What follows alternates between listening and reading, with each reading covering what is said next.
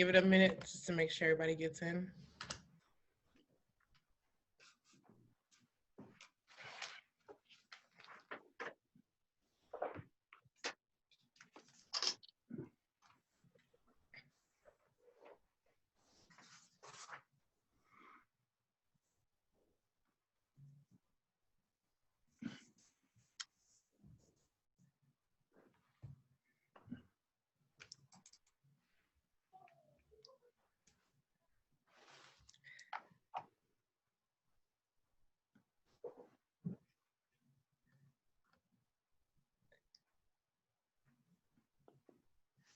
All right, so we're gonna go ahead and get started.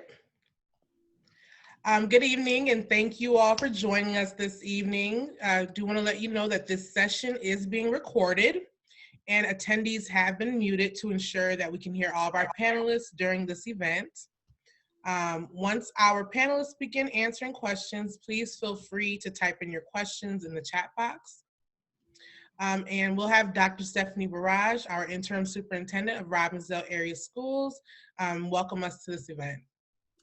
Good evening to everyone. As I shared with the panelists before we got started, I am so excited that we are having this event. And I'm excited because this is just not the first time we're going to have this event. This is going to be a series. So we are excited that you're here tonight. So happy. You are going to be amazed. The panelists are amazing. They are the experts in their fields. And so this evening is just going to be awesome. We want to thank our panelists for sharing all their knowledge, for giving us their expertise, and educating us tonight. That we're going to get educated and have some deep conversation. Growth happens when we have conversations and that we're able to come together. So again, sit back, relax, listen, take it all in, ask questions that you may need to ask. Later on, we will be available, and we'll look forward to seeing you tonight and look forward to seeing you in the future. So I'm going to turn it back over to our moderator, who will introduce all of our awesome panelists. Thank you so much, Dr. Barrage. Okay, so tonight we have an awesome group of panelists who are going to be here to talk about this very important issue and have this very important and necessary conversation. So we have Dr. Abigail Rombolsky from the Department of Curriculum and Instruction at the University of Minnesota. Abby Rombalski is an able-bodied cisgendered white woman and a Robbinsdale Area Schools parent. Abby is faculty in the Department of Curriculum and Instruction at the University of Minnesota. She is co-founder of the Youth Rock, a youth research team based out of North Minneapolis, and she organizes with the Education Liberation Network Minnesota chapter. Thank you for being here, Abby. We also have Mr. Randy Gresczyk. Randy is currently the American Indian Education Program Coordinator for Robbinsdale Area Schools. This is the 6th year that Randy has been a Robbinsdale Area School District employee and his 20th year working in education. Sorry, Randy.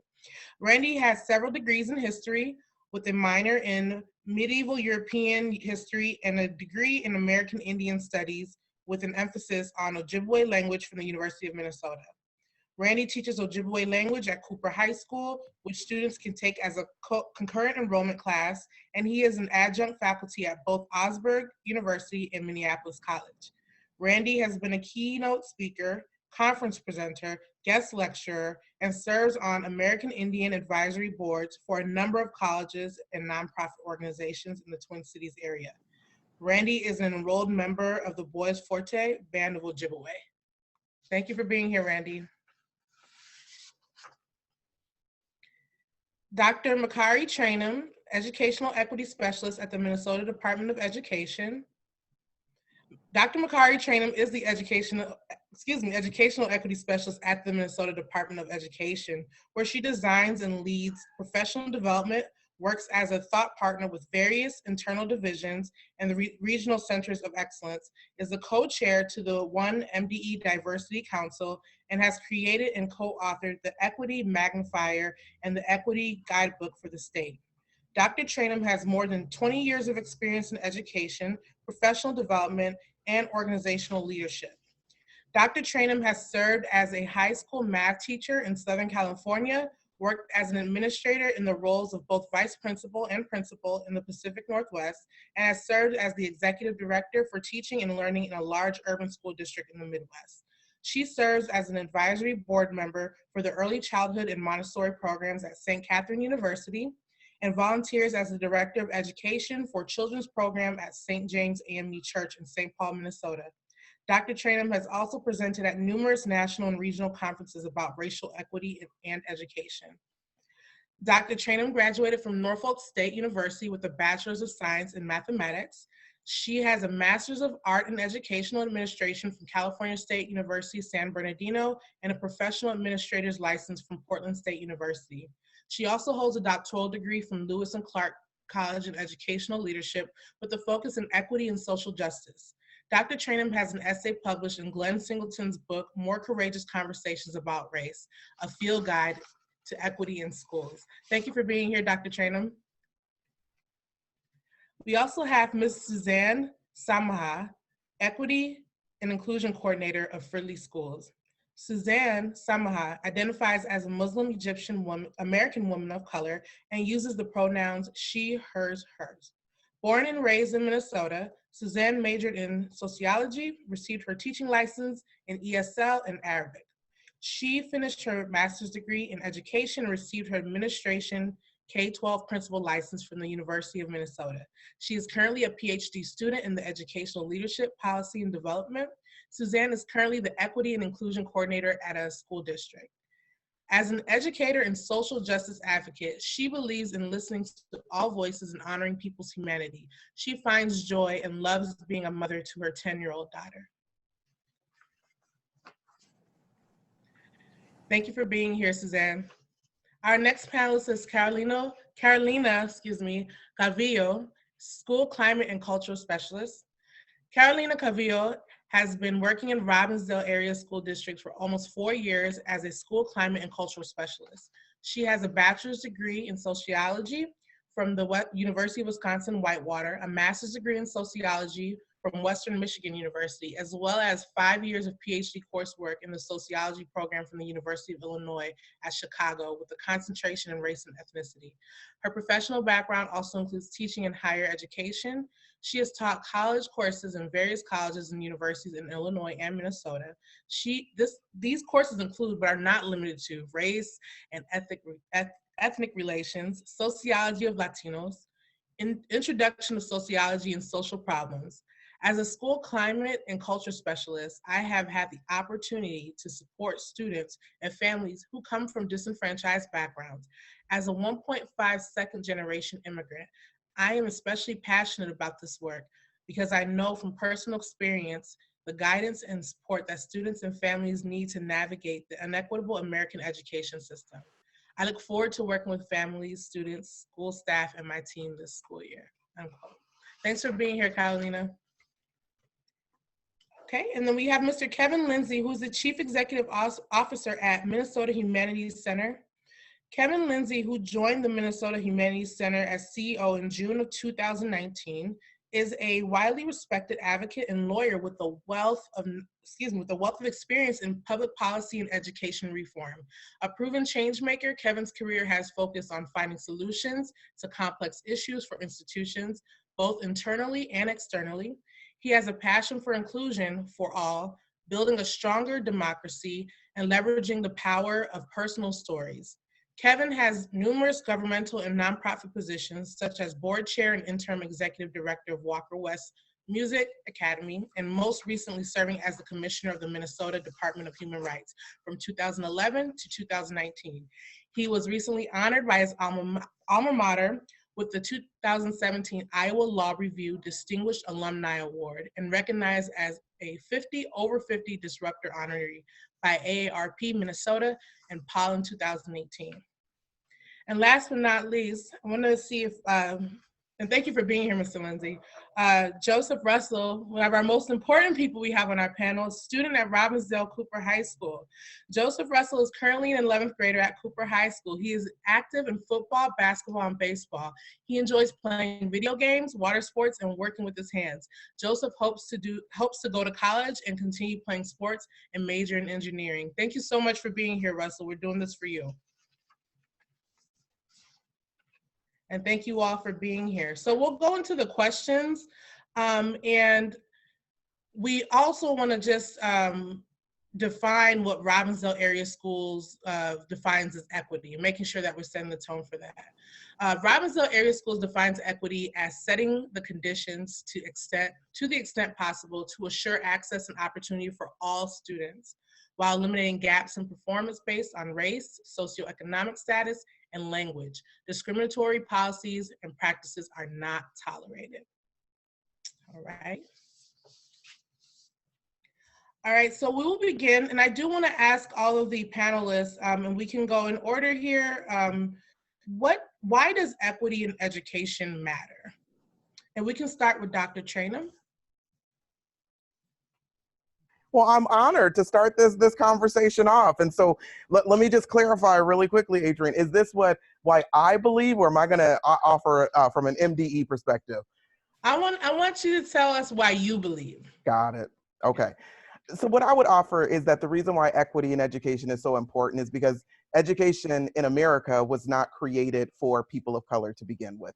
That was never what it started for. That was never what the intent was. And so we were often left out, and the way that it was used was often oppressive in nature and marginalizing in nature. And so to ensure that we are decentering a dominant narrative within how we understand ourselves and how we understand the world around us and the worldviews that we carry, it is more than important that we are expanding our understanding of the contributions of Black, Indigenous, people of color in this country first and around the world overall. And in order to do that, that means that the narrative has to be expanded within education to include those that have been absent and purposefully silenced. And that's what I would offer as the importance. Thank you so much. Thank you for that. Mr. Kevin Lindsey, your answer, please. Sure. Good evening, and thanks for this opportunity to be on the panel. Building off of what has already been said, I think sometimes what is critically important, that's not often discussed, is how important equity in education is for everyone. This is not just simply a BIPOC issue. This is an issue for the entire region. So again, it's a raw data point, but it is, I think, a fair data point on this issue.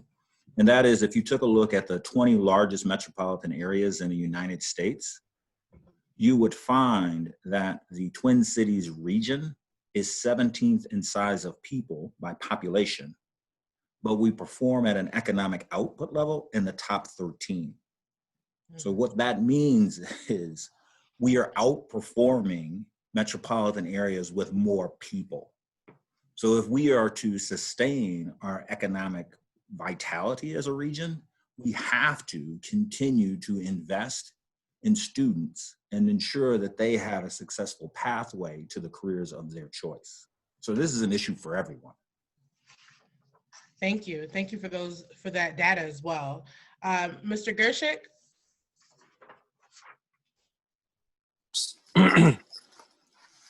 Sorry, can you hear me now? Yes. Okay. I think one of the main reasons why equity in education is so important, coming from the American Indian community, is that since the education was founded in the United States, it's never been on a level playing field like we've said before. Also, American Indians have the lowest graduation rate, the highest dropout rate, and that's all tied to government policies and educational policies that have been in place since the days of colonialism. Thank you. Thank you so much for that. All right, Joseph, if I can ask, what does education equity look like for students? It looks like everybody in the school or in the district or even in the state gets the same opportunity. Everybody gets the opportunity to graduate. Everybody gets the same opportunity to study, to the chance to meet with their teachers, get all of that information, and eventually get the same knowledge as maybe the smartest person in the school could have, and then the least smartest person in the school could have, and they all could have the same knowledge and eventually have or try and have everybody graduate at the same level, and the teachers will help the kids do that. Thank you so much for that, Joseph. Thank you. And Suzanne, can you tell me why does equity in education matter, please? Thank you, everyone. Salam alaikum to everyone watching, and thank you for inviting us. And I'm very humbled to be on this panel with everyone. So when I think of education and why it's important to see it through an equity lens, personally, I want to be able to give opportunities for each of our students. So Joseph is not our only student panel, but half the panel could be students. I want to be able to give all our students, each one, an opportunity where they thrive in school, outside school, and that it's no longer a surprise, right? When we get surprised still, when we see certain students achieve certain, test scores, we're like, oh, what?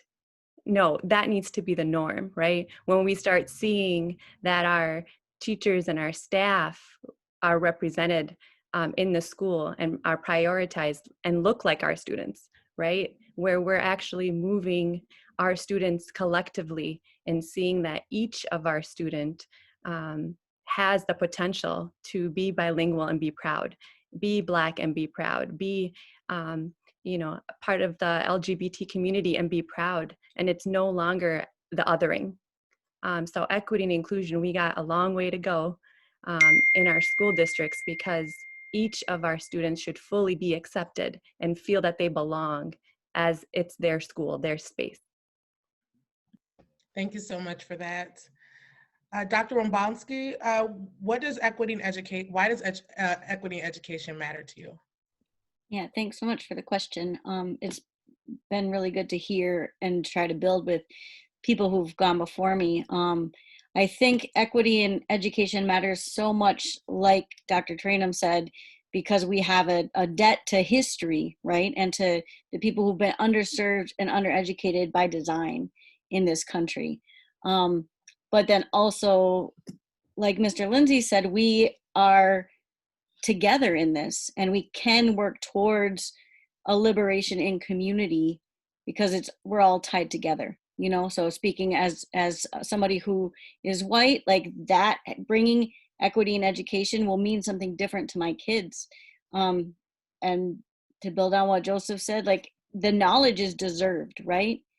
So if we can work towards the knowledge with each other in an equitable way where people have opportunities for equity in education, we can bring that knowledge from the past and we can create a different present so that the students can create different futures, because we can't even imagine what they can. Thank you so much for that. And last but not least, Catalina, can you tell us why equity in education matters to you? Sure. Once again, thank you for inviting me to be here tonight. Good evening, everyone. Well, I just want to add to what everybody has said already. Education is not equal, right? We all know that. It is a system that is systematically racist, right? So because of this, we need to provide equitable opportunities for our students, because for us to say that, like the students in YZ are having the same education as the students in the North Side, right? We know that that's not how it works, because of the systemic system that has the systemic racist system that has provided different opportunities for different communities. Because of that, right? So we can't provide equal opportunity for everyone in that sense. So we have to provide equitable practices. So like, for example, right, we know the curriculum is not reflective of our students. It is only certain perspectives that are shown in our curriculum. We know that, for example, discipline practices, that our students of color are more likely to be reprimanded for discipline practices than our white students, right? Segregation, we know that housing segregation ended years ago. However, it still continues to be a big, a big determinant of what kind of education our students get, because now it's not segregation based on love, but it's segregation based on income, right? So all of these different things that are a bigger part of systemic institutions in our society affect our education that we provide our students. So it is very important that we provide equitable practices. And honestly, if I'm doing my job correctly, I will be getting myself out of a job as a culture and climate specialist. And when I do that, that's when I know that me and my team and our department, we did great. So that's what I have to say to that. Thank you so much for that. My next question is going to be for Dr. Traynham. We have defined what Robbinsdale defines as equity. Can you let us know what the state of Minnesota, how the state of Minnesota defines equity in education, and also what is the Minnesota Department of Education doing to address achievement and opportunity gaps? Okay. Great question.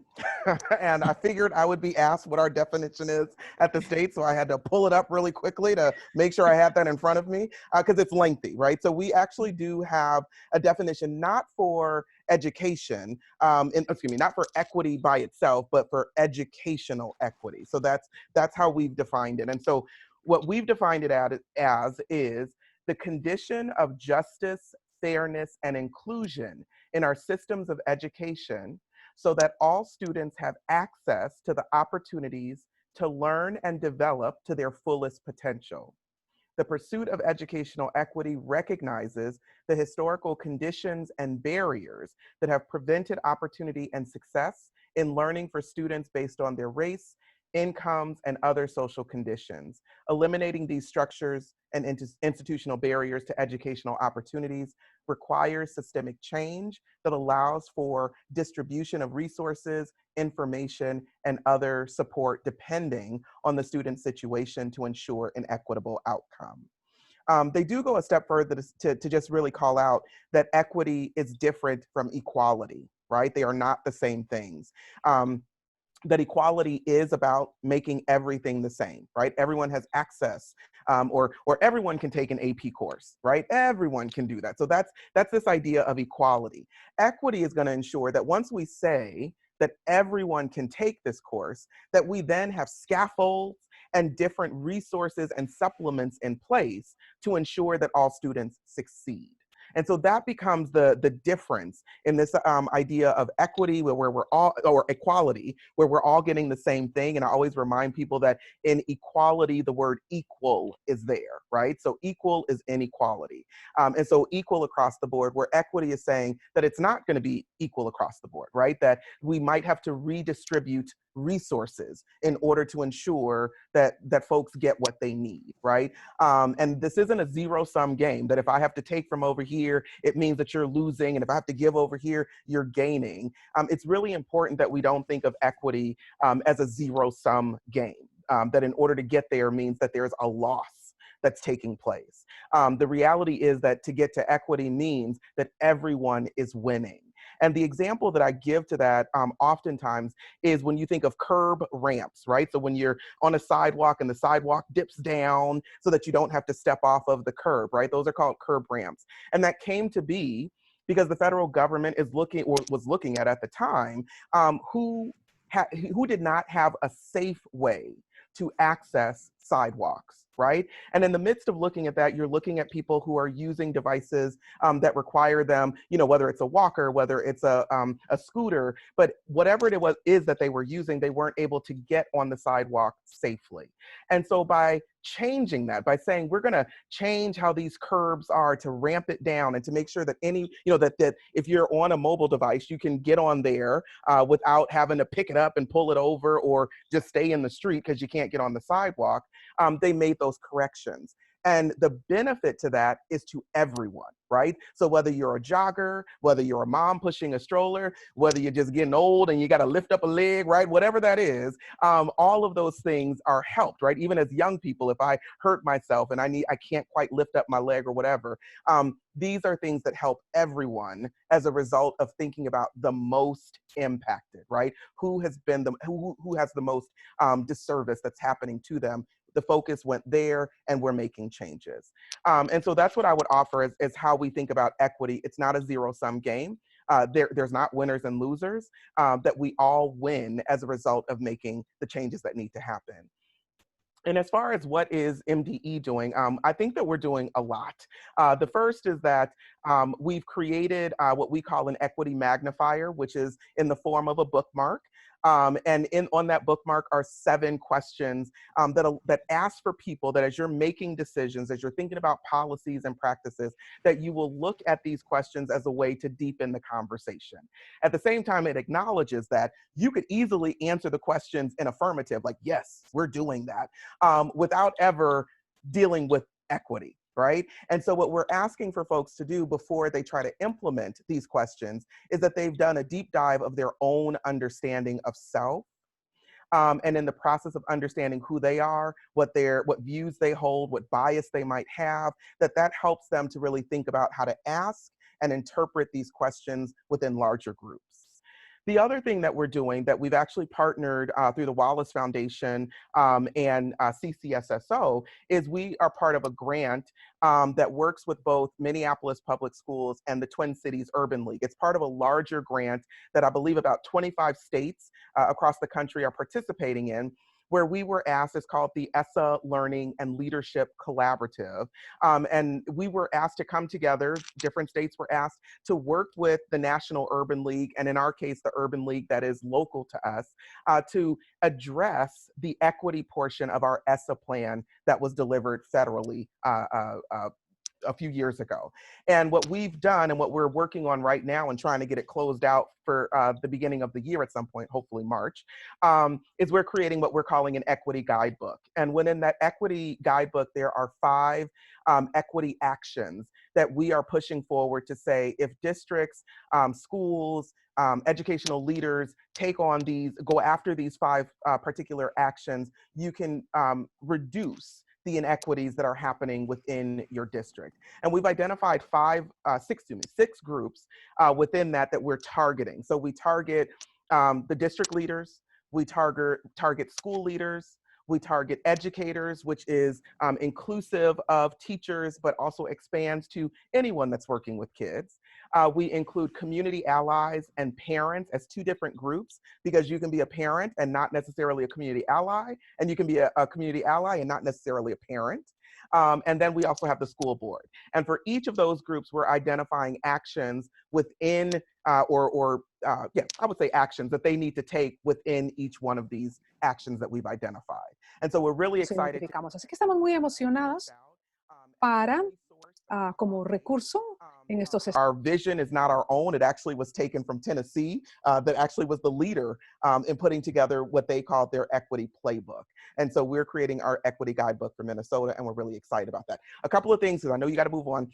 The other 2 things that I think is really important to mention is our School Climate Center. We just got a federal grant to expand. I need to slow down. We just got a federal grant to expand the work that we're doing as far as adding counselors and social workers into schools.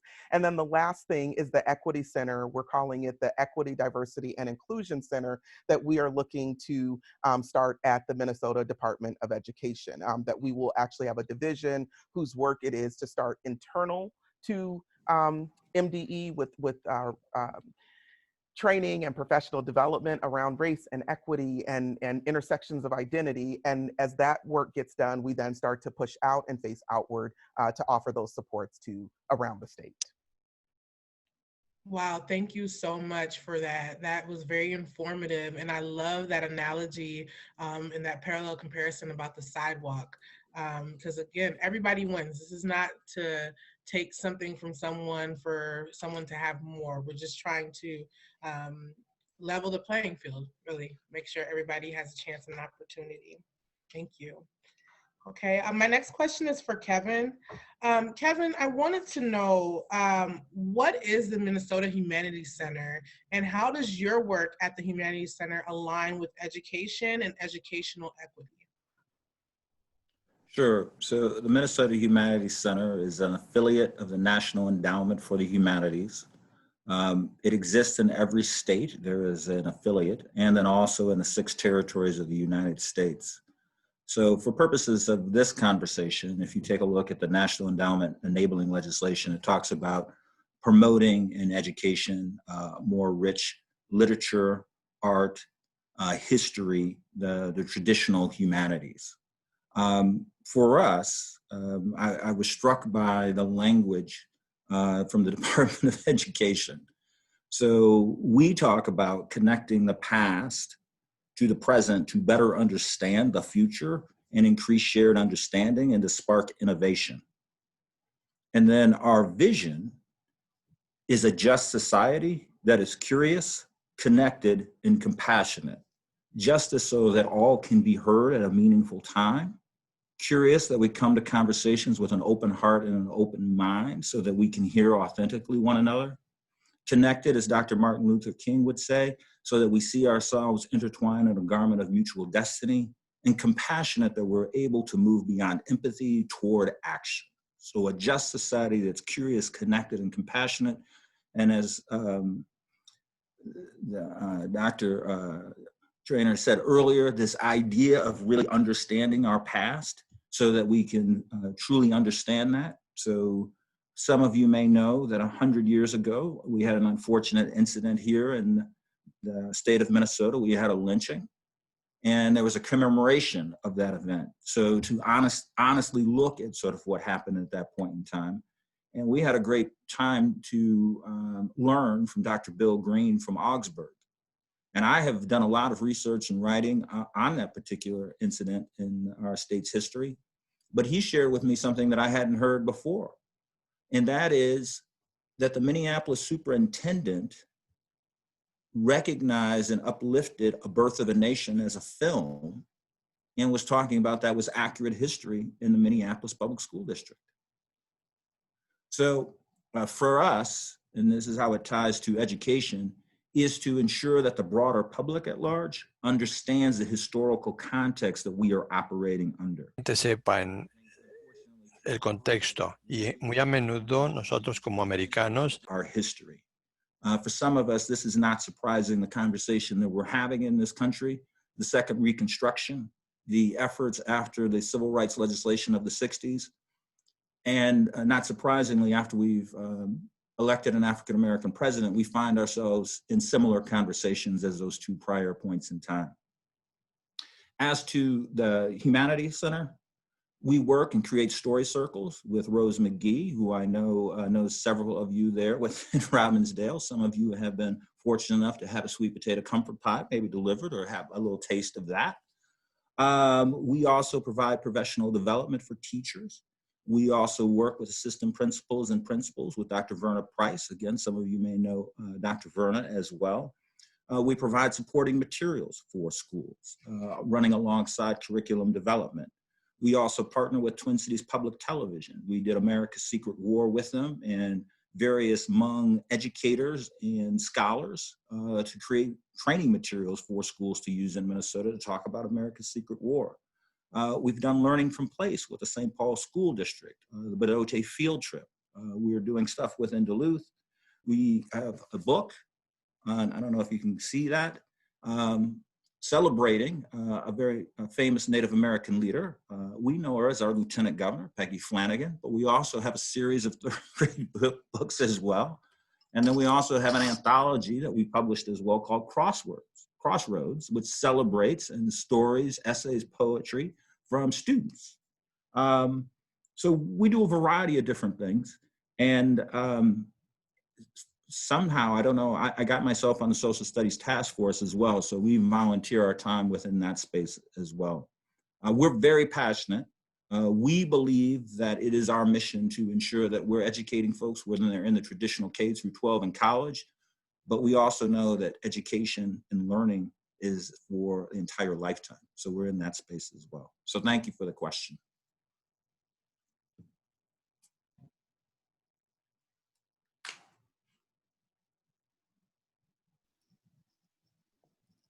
Adrianne, I see your lips moving, but unfortunately I do not hear you. And I don't know if I am the only one in that. You are not the only one. Okay. Now you look muted, Adrianne. Can you guys hear me now? We can hear you now. I appreciate what you said about curb cuts too. That was really important. As a lawyer, I'd be remiss not to say it's the 30th anniversary of the Americans with Disabilities Act. And when you solve a problem for one population and you create more inclusion, you know what happens? All boats are lifted, everyone benefits from it. So thank you for that. Thank you, Kevin. Sorry, my internet kind of went out. Did you guys hear anything that I said? I wasn't Unfortunately sure. not. I was trying to tap dance for you there. I appreciate that. I was just saying thank you, and thank you for that information, because knowing your history is going to help you know how to constitute yourself. And a lot of times we don't revisit our history because sometimes it's too painful and people are not able to sit in that discomfort. Also, I have consumed way too many of Miss Rose McGee's pies this summer, so. I don't think it's possible. Okay, my next question is going to be for Joseph. Joseph, how do students notice when things are inequitable? What are some of the, I guess you could say, symptoms of inequitable happenings, occurrences in school? You could just tell when you walk into school or walk into class, the energy that you're given, the energy that is given to you in each and every class, and maybe even in the hallways. When you walk into school, you want to feel that energy, and you want the teachers to lift you up. You want the teachers to make you want to be there, because at the end of the day, when you walk into the school, you want to walk out with an education. You want to walk out with knowing something that you didn't know when you walked in.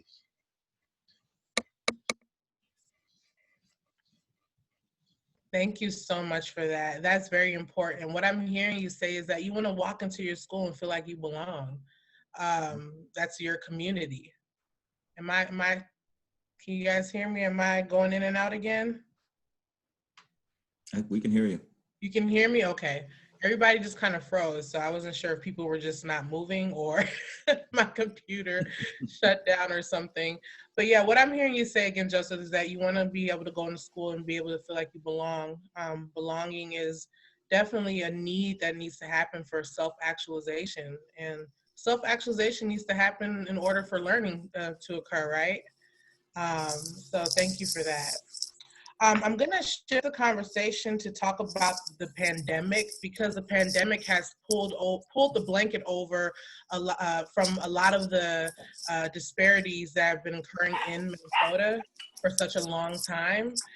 Again, we are already starting having these conversations around education for the past couple of years now, but really it's starting to become a buzzword, equity. And so with the pandemic, that has highlighted a lot more of the disparities that are occurring within not only our district, but just around the world, and especially in the States. I want to ask Randy, has the pandemic changed the conversation regarding equity in education, in particular for American Indian students? Yeah, sure, I'll address that question right now. For one, 70% of the American Indian population lives in the urban area. 30% of the American Indian population lives in the rural area. So the ones in the rural area, you know, we get the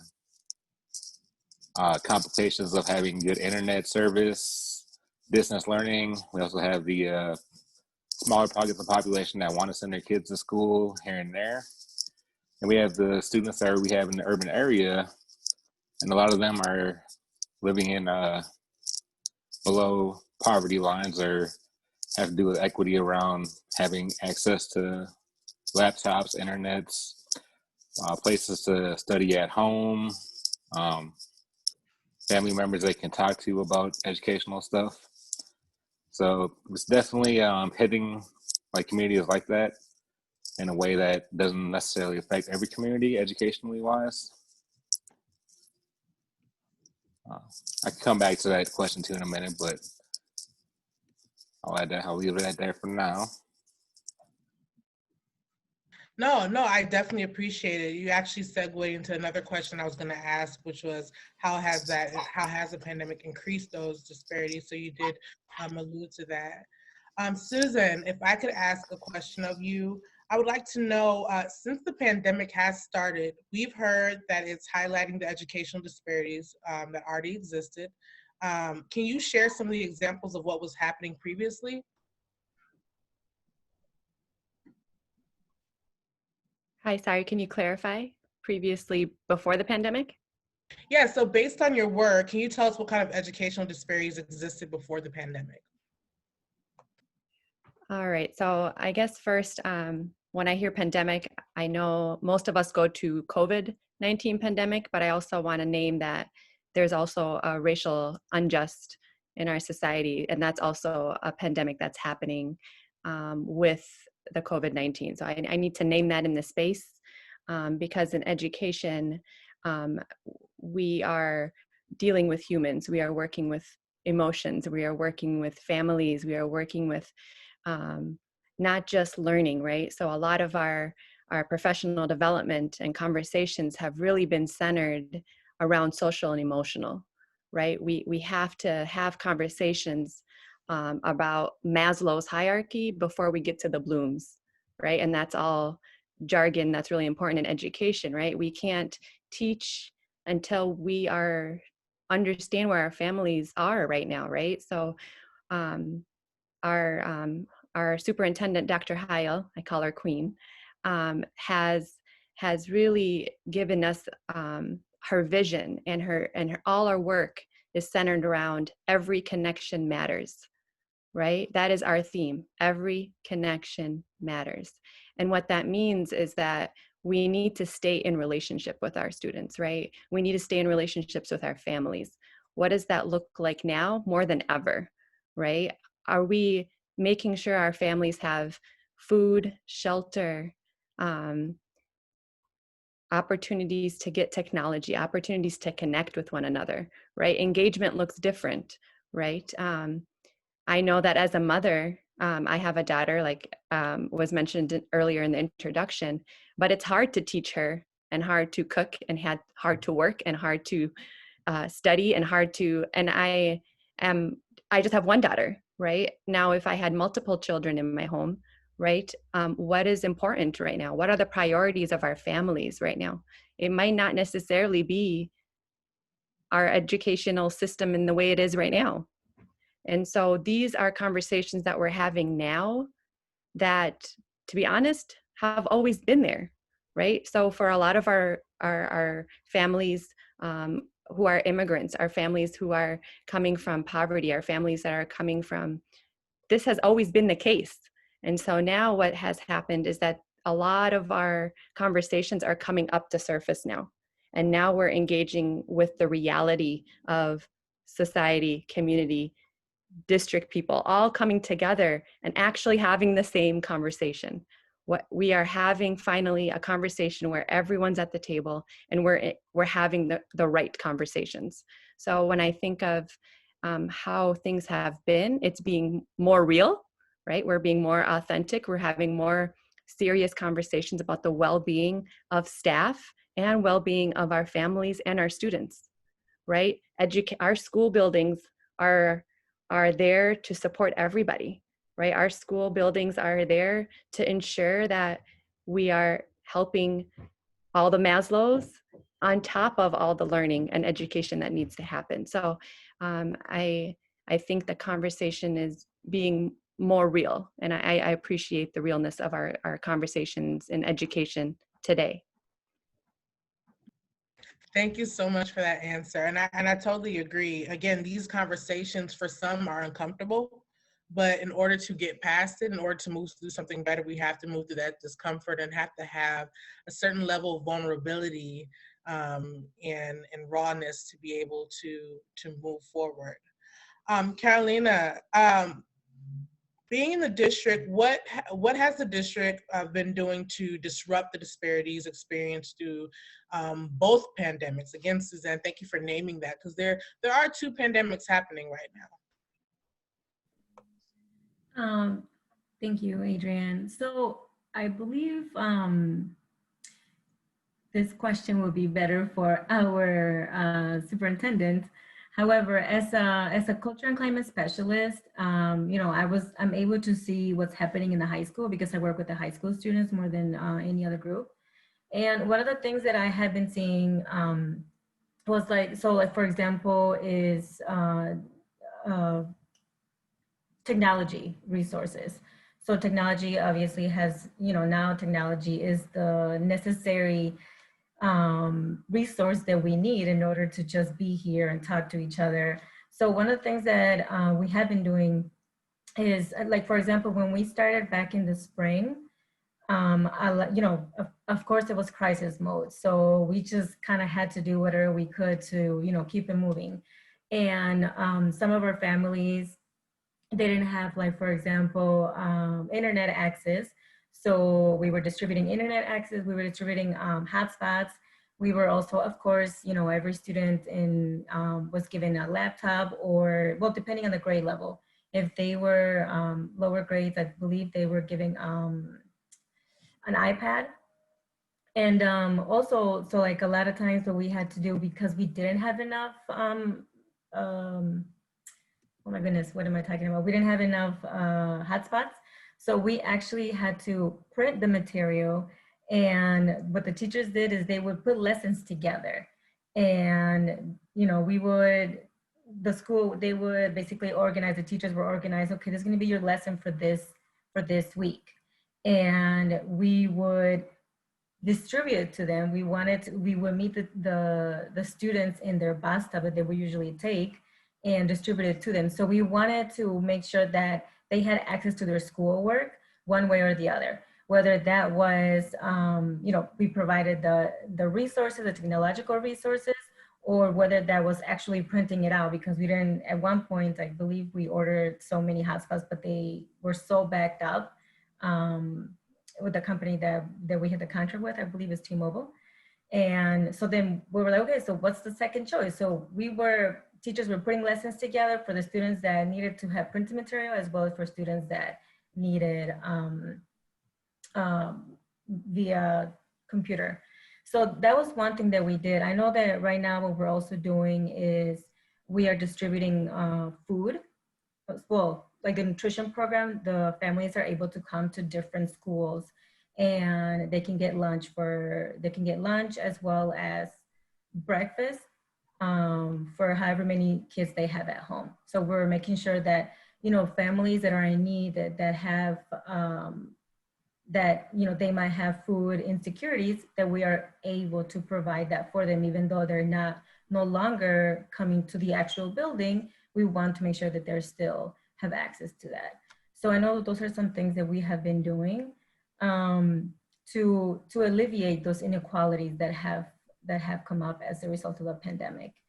And one of the things, well, that's another topic. So those are some of the things that we have been doing in the district in order to help our families and our students. Ms. Carolina, if I can add on to that, because you're correct, we are one-to-one now, not just with our kindergarten, but we're one-to-one with our pre-K and in our early childhood. So we have now, even from our up to 3-year-olds, our families can check out technology to make sure that we are meeting the needs of all of our students. So that was a shift for us that we did make, because we wanted to make sure that our families had access to technology. And as most everyone who's in Robbinsdale knows, we did not collect our technology, our Chromebooks or our iPads during the summer, because we wanted our families to have access to them even during the summertime. So that was a big deal for us too, to make sure that the education would not stop and that our students would still have access during the summer months as well. Thank you for that, Dr. Barrage. I don't want to go off script here, but I do want to ask Dr. Rombalsky, in the age of digital learning and distance learning, how has the conversation in curriculum instruction intersected with equity, and how is it shifting from maybe talking about culturally relevant pedagogy and things of that nature? Thanks for the question. Offhand, one place I guess I would go to respond to that question is that in the field of literacy, digital literacies is so important. And, not just reading and writing the print word, but expanding that definition from literacy to literacies. so that we're including multiple languages, heritage languages, not code switching, right, but code meshing or translanguaging, and in ways that often digital literacies can afford, and in fact can take something that has been so Eurocentric with its print affordances that it then changes that with digital affordances, with audio, with video, with social media, right? With layers where BIPOC youth are actually leading in those literacy formats, rather than having a teacher who doesn't even know what Animal Crossing is, or Among Us, right? But young people are leading in that. And so I think that's one place where there's that space that young people have already created. And we just have to move over. We have to catch up. So that is one place that I would name. And then otherwise, I think right now, because we're in like this dual pandemic, right? We look at like check boxes, we tend to in education. So like when Walt is looking at the tech gap and he's asking Best Buy to help him because obviously our rural communities need access to internet. Obviously we have rural and urban communities that need access to internet and computers. But then what's all that's underneath that? You know, what are the strategies that our teachers know and can use? What are the restrictions? So like even with this district, if on a Chromebook we had, this is not shade, Dr. Barrage, but it might feel like it a little bit, but she knows that I'm gonna be honest. But the kids had the Chromebooks over the summer, right? But Zoom is prohibited on the Chromebooks. So any wonderful free programming that my kids could access on Zoom, they couldn't. And it's you know, to go beyond the checkbox, to look at the finite things that do still perpetuate inequities, even when students have like a device. Right. Thank you for that. And that's especially important too, because you're also wanting to protect our students. We wanted to make sure that security is in place. And so there are a lot of tedious things that go into the overarching world of distance and digital learning. And digital literacy is very important because in our rural communities and in our urban communities, students are experiencing those digital gaps as well. So thank you for that. I want to also know, how has your program worked to train future educators in diversity and equity and inclusion at the U? Sure. That one I am a little more prepared to answer. It's okay. It was fine. I was like, okay, I just have to ground myself. So I work at the U in a minor that's called Racial Justice in Urban Schooling. And we created that minor maybe 4 years ago now. And to be honest, part of creating that minor was to offer a chance for students who were BIPOC students at the university who wanted to do something in schooling or education, but who did not want to be submersed in what can be the whiteness of teacher education. And to really look at and value students who are already in ethnic studies classes, students who were not, but then weren't being taken and allowed these opportunities in schools in order to then consider education as a field in the future. So that was part of creating that minor.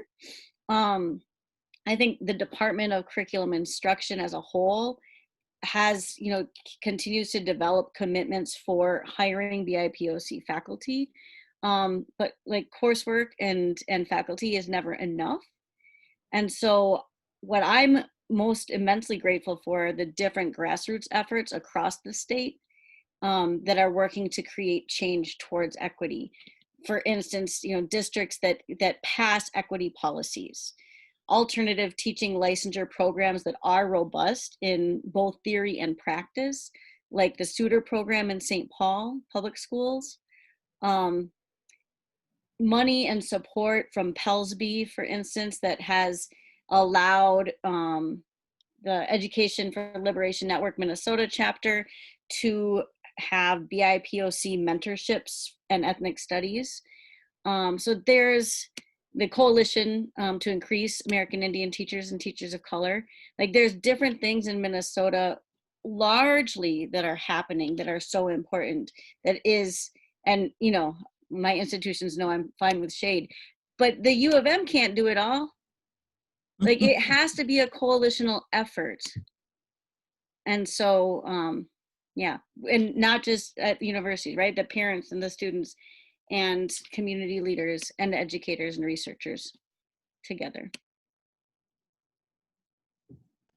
Thank you so much for that, Dr. Rombalsky. And yes, I do agree with you what you're saying. That it has to be a collective effort across the board, just so that we're able to kind of have one band, one sound when the teachers get out there, depending on wherever they're coming from, whatever college you're coming from. So thank you so much for that. I want to ask, speaking of collective and collective impact, Suzanne, you're from Fridley school district. I would like to know what is the equity work that is occurring in your school district currently? Thank you so much. So as I mentioned earlier, Dr. Heil is our superintendent, and she has really set the foundation for us to really have conversations about equity in Fridley. And when we say equity, we also include the word inclusion. And so our equity and inclusion work in Fridley really started from the community. We brought in community representation from parents, different staff members, students, the police department, faith leaders, and we had a really beautiful, courageous conversation. And from this meeting that took place, we have 5 agreements. And these 5 agreements in Fridley are, first, we needed to define what equity is. We need to actively create safe spaces for these conversations. Number 3, we value and hear all voices. Number 4, we need to determine where we are and where we want to go. And then finally, we need to prioritize representation that look like our students. And so truly everything we do in Fridley now goes back to these 5 core agreements in our district. With that being the center of our work and our foundation to our equity work, we were able to create a policy.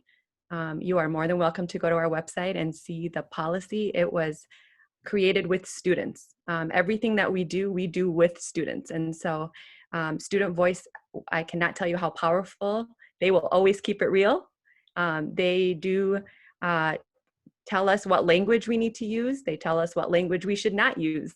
They tell us how who's acting a certain way and who needs to change how they act, right? Our students keep it real, and we really have our students throughout the whole process. Again, our Every Connection Matters is this year's theme. When Dr. Heil came in, her foundation for us was Fridley is the best place to work and is the best place to learn. And so we have this culture of staff's voice matter, right? We are connecting with everybody. Our bus drivers get all the trainings that our teachers get, right? Our focus is on nurses. Our focus is on everyone who touches our students needs to have a conversation on equity, and not just equity again, equity and inclusion. And so to be honest, I love the work that we're doing in Fridley. We have different ways of connecting with people, right? We make sure we have interpreters. We make sure we have created opportunities for our Hmong families to come together and tell us what's going on. We have our Arabic speaking families who have come together. So we are really intentionally trying to listen and hear and then honor our community, right? That's the beauty in this work, is that you really have to cater to your community, right? What works for Fridley may not work for Robbinsdale, even though we're literally like 5 minutes away. So it's really about honoring and learning from the community and moving together. It's not top down, right? It's creating a community where we're culturally responsive, and we are hearing truly each and every voice. We have moved away from the all, capital ALL. We want it to be each and every voice matters. So that's really, and I couldn't do it without the team, right? I have a beautiful team, right? That's really important. And administrators and community, all of us collectively working together. Thank you so much for that. I really appreciate that. One of the things that stuck out to me that you were talking about was representation. My son is a 4th grader in Robbinsdale District. He goes to School of Engineering and Arts, and he was so excited this year because he got a boy teacher. Carolina, can you tell me, why does representation matter in classrooms and in schools? Yes, thank you. Well, I mean, you just said it, you gave the perfect example, you know, it's that joy, it's that proudness of seeing yourself reflected in people that look like you and in the history. So like, for example, let's just start with the curriculum, right? It's so important that they see themselves in history, that our students of color see themselves as the people that look like them, that, you know, gave great contributions to this society, to this country. You know, and that gives you like the sense of proudness and joy, and you feel like you belong. Because a lot of times when, for example, right, American history, a lot of times our students, they, you know, when we think about American history, we think about white history. And American history is, you know, Americans of all colors and backgrounds, right? But usually American history involves, you know, the Civil War and all this, you know, the colonists and all, right, like that specific era when we think about American history. But we don't start learning about what our students of color have, their ancestors and people that look like them have contributed until they go into college. And that is if they even choose to take an ethnic studies class, right? So like me, for example, right now, I teach, so I teach at Hennepin Technical College as well. And so I had the opportunity now to work with high school as well as college students. And a lot of my college students will say that they never learned so-and-so until this class. Well, why did we never learn about this part? Or I had no idea that this is what this was. Because when we think about history of Black and brown people, it's ethnic history, right? It's ethnic studies. It's not American history. And it's not until we, you know, we make it mainstream, it's part of our mainstream curriculum. It is part of everyone's history, right? So like, of course, we have, for example, Black History Month, Latino History Month, and so forth. Yes, it is really important that we acknowledge and highlight the history of these people, but it should not be only that month, right? It should be mainstream curriculum. It should be things that we see in our everyday history class, on our English classes. You know, we're learning about so-and-so scientist that was a scientist of color. We should be learning about other prime literature work in English class, not just Shakespeare. And all of these things are so important for our students to see themselves reflected, because again, it gives you this sense of joy, this sense of representation. I cannot tell you how important that is. It gives the students not even just a sense of joy, but also they're engaged because they can see people that look like them. They can relate to it. When I went to college, I took my first ethnic studies class. I took like a Mexican history class. I cried. I had like, I don't know how, I don't know why I cried, but it was just like this emotion that I had never felt before, that it wasn't just something that, you know, it was in a chapter, in a paragraph, and then you just skip over, right? It was an entire class just based on the history that people that look like me gave to this country. Right? And again, we're not learning this unless we take ethnic studies class, unless the students get to go to college, if they even get to go to college. What if they don't? Like, so then the rest of our student population gets to graduate without knowing their contributions. so you know, all of those pieces, but also representation also matters in the people that look like them, right? The staff or teachers. That's why, as Dr. Rombalsky mentioned, right, it's important that we all, as a community, we are doing something to increase the numbers of representation of our teachers of color, because not that our white teachers can't do it, of course, they can do great work, but it matters. It matters that you have a teacher in the classroom that looks like you. It matters to see that other people that are doing great things look like you, right? A lot of times these students are not able to see those staff and those teachers until they even get to college. That's been something that some of my students have said, you're my first Latina teacher, you're my first person of color. You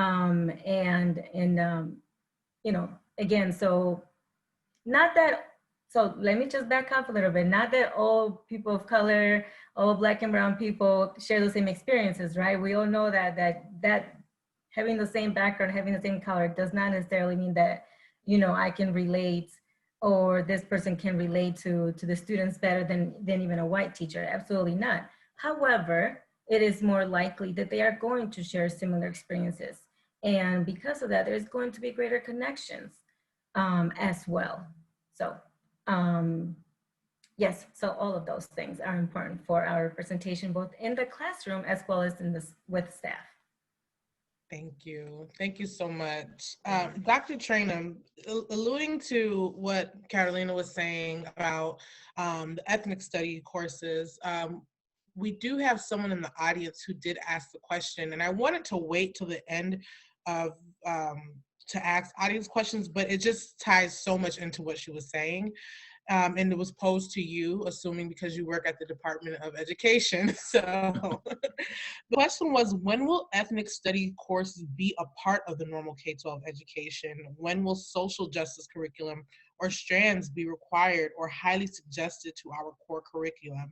And this audience member did say, as a BIPOC, they did not get their first course and get to learn about the history of our communities until college, as Carolina said as well, that they were fortunate enough to attend, again, because not everybody gets that opportunity to go.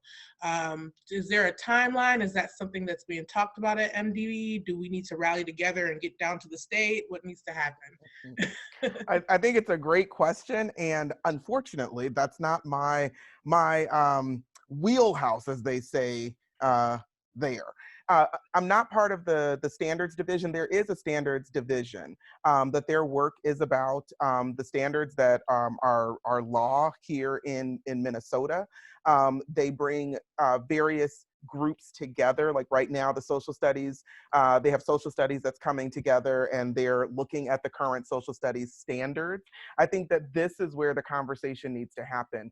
And there's a few, what I'd offer, shortcomings in the sense of, you know, who they bring together are typically teachers, and the workforce here in Minnesota, and quite frankly, it's not very different across the country, but the workforce is predominantly white. And so unless the teachers that are coming together have a strong affinity and belief in and desire for ensuring that standards around ethnic studies, around expanding the narrative of what we teach in social studies is had, then that doesn't happen, right? And so having representation on those teams is important, right? And ensuring that that representation on these teams that are brought together to have conversations and to look at the standards and to determine what changes are being made, what additions are being made.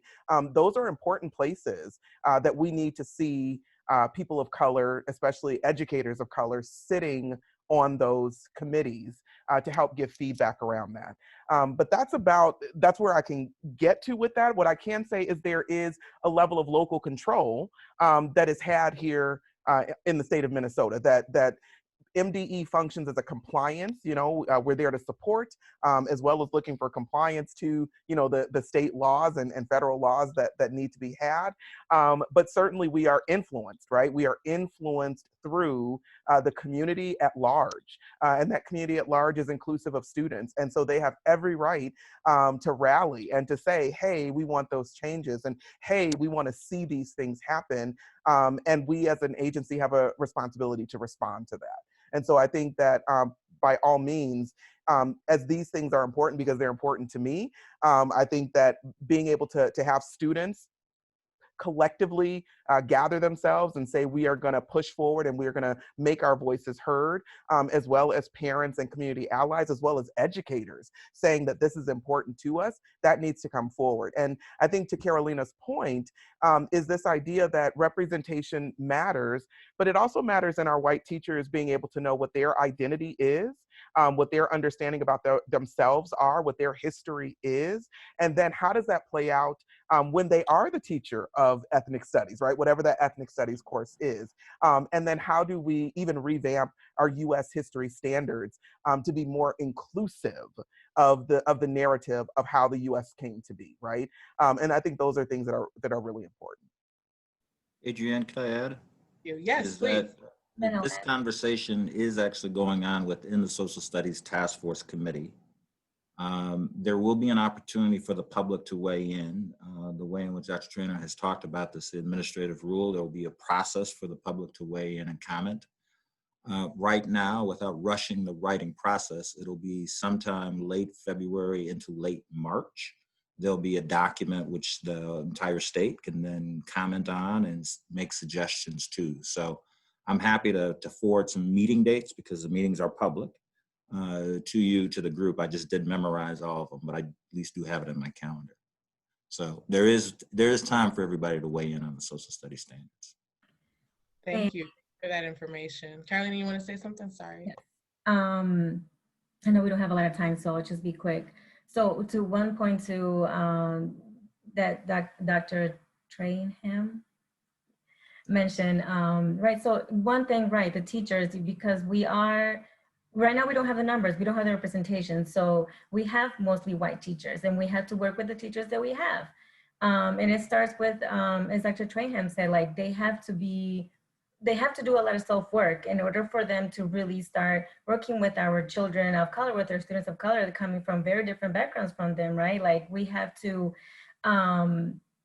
work with them, educate them. And so like, for example, right, one of the things that we're doing now in Cooper and in the district, we're doing professional developments. And like one of the things that we're doing at Cooper is like culturally relevant webinar. We started talking about implicit bias. Like, what does that look like?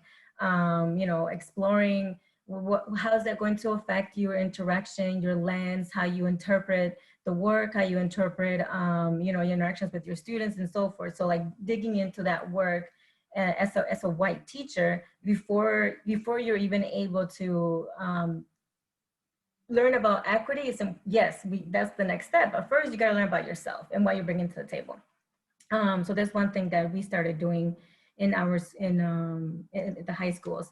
But also, I wanted to add that our students here at Robbinsdale, they've actually advocated for our ethnic studies class at the high school level to be here today. So we actually, a few years ago, we had our students coming from the HBCU HSI research experience, and that stands for Historical Black Colleges and Universities and Hispanic Serving Institutions research experience. So our students, after they went and they were part of this experience, they learn about all these, you know, different things that they usually don't learn in the curriculum. They learn about their history, they learn about HBCUs and their impact and influence in the civil rights movement. And so that really drove them. To, okay, we don't want to just, because these are only a few students that get to be part of this opportunity, but they wanted this to be an opportunity for all students to be learning about it. So they presented it to the school board, and now we got ethnic studies. Now our next step should be ethnic studies in American history, right? So maybe it should be titled American History, The Untold Stories. I don't know, but that should be our next step. But that was a step that we did already that we didn't have, and that was our students' work. So, you know, kudos to them. Awesome, thank you. It's always great when students are a part of the development of what they're learning, because it's easier to support something when you're a part of it, right? Joseph, being the only student on our panel, I do want to make sure that we hear your voice a little bit more than we have. What I would like to know is, we did get a question from the audience, and it might be a touchy question to answer, but we're making sure this is a safe space for you. Do you feel that Robbinsdale Schools has given you that opportunity, that equitable opportunity from your perspective? Yeah. Even though we're social distancing, this COVID stuff on my online classes, my teachers have been great. They've helped me with my test. My chemistry teacher helped me with all my tests. My English teacher, she's probably the nicest person in the world. My math teacher was just helping me on Wednesday. So all my teachers, they're really helpful, and they've helped me to get very well grades. And also because I take PSEO, so at Hennepin Tech, my teachers there have also been very helpful. So I never have to worry if to ask a question to my teachers, because I know they would be able to answer it and they would be able to be helpful for me. So I never hesitate to go to one of my teachers for help, or um, do not tend to just leave it alone, because I know they would be able to help me out, and I don't have to back away or even ask my parents, because I could just go right to them when they're right on my screen right there, and even do one-on-one time with them, because they can do that as well with me if I ask them. So yeah, they've been very helpful. Thank you for that. One of the things I always say about equity, when I say equity is a sense of belonging, equity is also a place where you can be vulnerable to be able to be nurtured and helped. And a lot of times when people hear vulnerability, they feel like they're exposed, they can be harmed, but vulnerability can be a good thing. And so I'm glad that you are vulnerable enough, and the space has been created where you can be vulnerable to ask for help, because that's not the case for everybody all the time. Joseph, what should students do to call attention to the inequities that they see or experience at school, anywhere, but specifically at school, because that's where you guys actually spend most of your time during the week? Yeah, really just most people, they stay quiet in school, so they don't really ask for help because they're scared to. But once the first time you do it and you're, oh, well, that was actually really easy, all I had to do was ask and I actually did it, you could come back easier. And all you need is that first time. And when people see that, uh people just like them, like, even though they might not be the smartest person in the world, they see, oh, well, he has an A in this class, maybe I should go ask for help as well, I could get one too. So just stuff like that could really help. Thank you. So I'm hearing you saying relationships are important when dealing with inequity, right? Yeah. I don't want to put words in your mouth, but I just want to making sure that I'm catching what you're throwing. All right, thank you. I do have a question that was posed from the audience, and I think it's for everyone. So please, anyone, feel free to jump in and answer the question. The question is Dr. Bettina Love. And Bettina, she is an author of We Want to Do More Than Survive. It's a book, and it's an abolitionist teaching in the pursuit of educational freedom. Dr. Love recently said at the Education Minnesota conference that school districts say we have an equity office or equity officer, but the question is, where is the equity? Why are we in the business of measuring racism but not changing the conditions of racism? Please, anyone feel free to jump in and answer that question.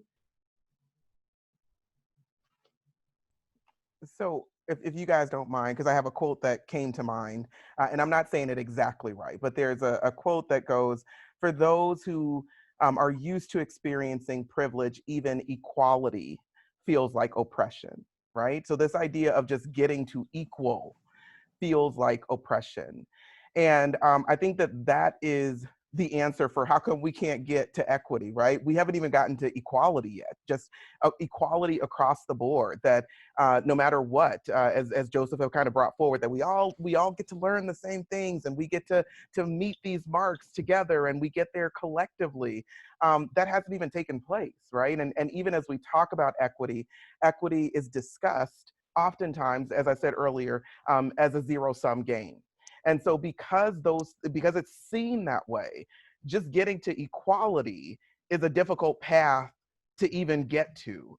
And we have struggled to get there. When we think about the civil rights movement that is now the Black Lives Matter movement, when we think about the feminist movement, like all of these different things that over time we still have voter suppression, right? That even though now people have the right to vote, there's things that's coming in the way. And this is just about being equal, right? Equal across the board.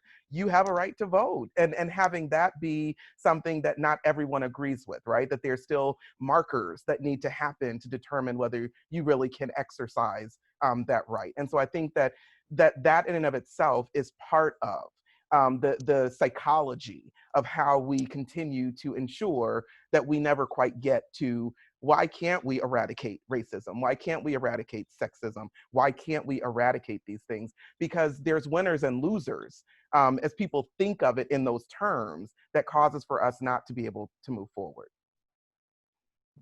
I think that's a great response. I also think it's the difficulty of taking the small incremental steps so that you can have the big success of moving a large infrastructure. So in my former role as a Commissioner of Human Rights for the state, I mean, we pulled data from every school district over a 5-year period, and then we examined what the suspension rates were. And there were some school districts that, I won't go into it too long here, but you can put other as a reason for suspending a child. So I started at the very beginning. We all agree that the most important thing we all can do is make sure a child is in the classroom, right? So how can it be for 5 years you are suspending at least 12% of your students in the other category and you have no data concerning what the basis for the other was? Doesn't make any sense. There is still pushback to actually owning and being accountable for that. So that has to be addressed and countered. But I think the next step beyond that is actually then putting in the infrastructure to actually implement a respective change. And that's where we struggle. CEOs around the country now have all hired, or many have hired, chief diversity officers. About 60 some odd percent of the 500 largest companies in the United States. But only about 21 or 22% of those individuals in that capacity or in that role feel that they have adequate resources, either financially or other people to do and help within that work. Yeah. So we're very good at sort of mouthing what should be done, but then when it comes to actually spending the money and allocating enough human capital resources to get it done, we still got a long way to go. And it is this idea of equity is giving people what they need, not just simply providing the same thing to everybody. And that's a big lift because we've never done it really as a country. I want to try to bring it back to the district conversation. And, I think about what Dr. Love said about equity office, right? Equity officer. And I think about, MPS, who had a pretty robust equity office full of lawyers, right? So like, what's the purpose of the people in an equity office? We have Robbinsdale, and it was like the diversity cupcake sprinkle, like sprinkling people of color across the district in schools where they'd be 0.5 in this school and 0.4 in this school, and not able to really form a community. Is what it looked like as a parent. I couldn't even get to know the equity liaison or culture and climate specialist or whatever the current term is at our school because she was at a different school when I would come or whatever. And I think structure-wise, I've seen the disservice of administrators, for instance, not all, but where they're not valuing those equity specialists, first of all. And then second of all, because equity specialists exist, it's almost like, oh, then that's off my plate, right? If I have an EL teacher or a SPED teacher, if I have an American Indian cultural liaison, then I don't need to worry about that in some way, which is which will never get us towards equity if we're not all doing more. And I don't know if some other people can speak specifically to this in Robbinsdale, but I'd love to get somewhere different, springboarded from that Dr. Love's comment. One of the things that I want to add, I appreciate Abby and Kevin, what you've offered into the space. I think a couple of things are coming to mind for me. And you had mentioned, Kevin, this idea of incremental change, right? And the idea of incremental change is connected, right, to critical race theory and the critique of liberalism, and this idea that small change over time leads to no change, right?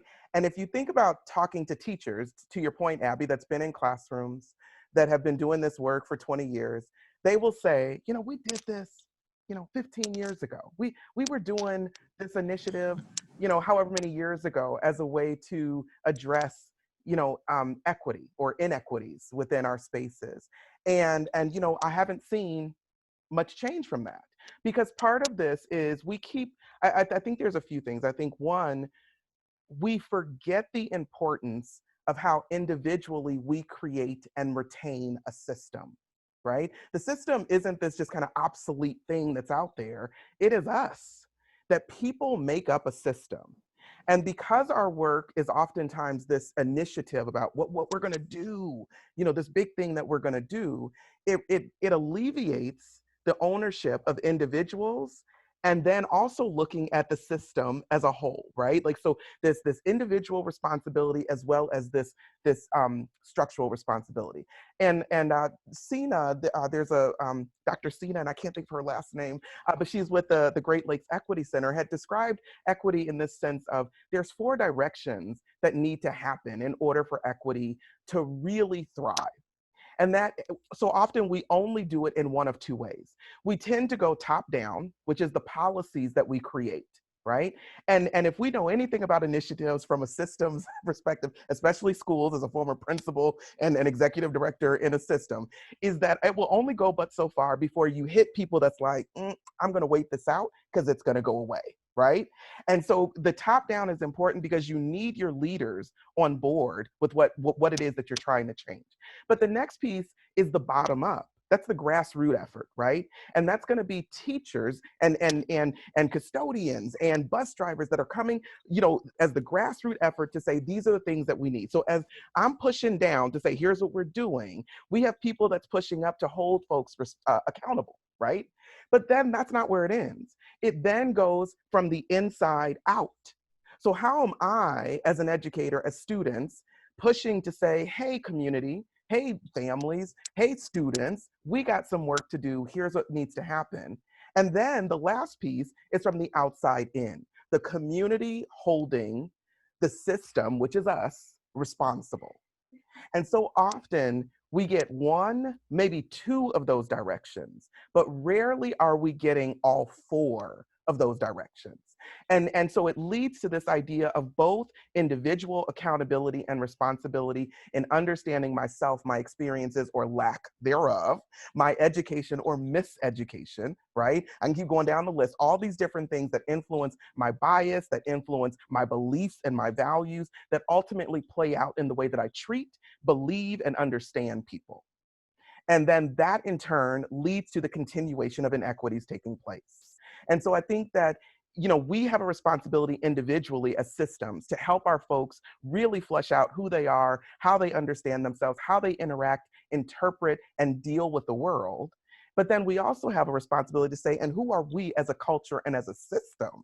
Because so often we're trying to diversify a system that doesn't welcome all of these cultures and people coming together into a space that wasn't created for them. And so I just want to kind of put that on the table as a something to consider as we think about why isn't equity taking off the way it's supposed to be? Because to have it take off and to really do what it's intended to do means that we would see a very different world by which we reside in. That's the reality of it. And not everyone wants to see that world come to fruition. I like to say I agree 500%. that is 600%. No. Okay, Right. well, thank you guys so much. I do want to be mindful and respectful of everyone's time, as well as it is a school night. We know some kids got to get ready for bed and everything. But the final question that I wanted to ask, and a parent did ask, was, as a parent in the district, I would like to know where we can help push or encourage our schools in the journey towards equity. And I would like to actually answer this question as a parent. Because as a parent, get involved in your school, ask those questions, get to know the staff, get to know the key players in who your child interacts with on a daily basis. Also, these conversations that we're having, don't let them just stop here. Let them happen in your family, in your community, in your of your peers, in your neighborhoods. Have these tough conversations. Do some cultural self-study. You know, think about your ways of being. Think about how you show up, and what are some of your implicit biases. Think of some of the stereotypes that you've heard, that you've come to believe over the years, just about anybody, about anything. Culture is not limited to color, race, religion, and things of that nature. There's a whole culture of 10% of the world is left-handed. That's a whole culture in itself, you know? So those are not, when you hear culture, culture is your way of being. So really get involved and get to know and build relationships, meaningful, intentional relationships with people at the school, with different families. Thank you to all of our attendees for the great questions tonight, and also our panelists for this important discussion. Unfortunately, we were not able to answer everything, but please keep these conversations going within your own circles and groups. Thank you for attending our event. We hope you have found the information informative. Look for information regarding our upcoming events in our Equity in Education series, and we hope to see you there. Thank you so much, everybody. Can I say one thing? Yes, please. Congratulations to the Robbinsdale School District for being a leader in doing this. There are a lot of school districts that would not. So thank you, Superintendent, and thank you for everyone in the school district to put this together. I actually have to say, and I do want to close out, you talk about this coming from the ground up. This came from our parents. I was actually on a phone call. We were on a Zoom talking with the parents, about 7 parents. And when they said they wanted to have a series, and for those that know me, if you say you want to do it, let's go. So that's how this started. And I'm so thankful, like I said, for our parents. People share. If you wanted your voice, it needs to be heard. This is your school district. This is our community. And so how we go together is literally as a team. I always say Team 281. And I love, and let me say this, even as when people make comments and say, you know, this may not sound right, we want to hear it. We can't get better and come up with solutions unless we're working together as a team. So this is how it started. It started with the parents saying they wanted to have an opportunity to have a conversation about equity, and we are here today because of it. So I have to thank the parents. Thank you for them. Yay, Team 81. Team 81. Have a good night. Thank you all for coming, and you all have a good night. Thank you so much. Thank you. Thank you to the translators. Yes. Thank you so much.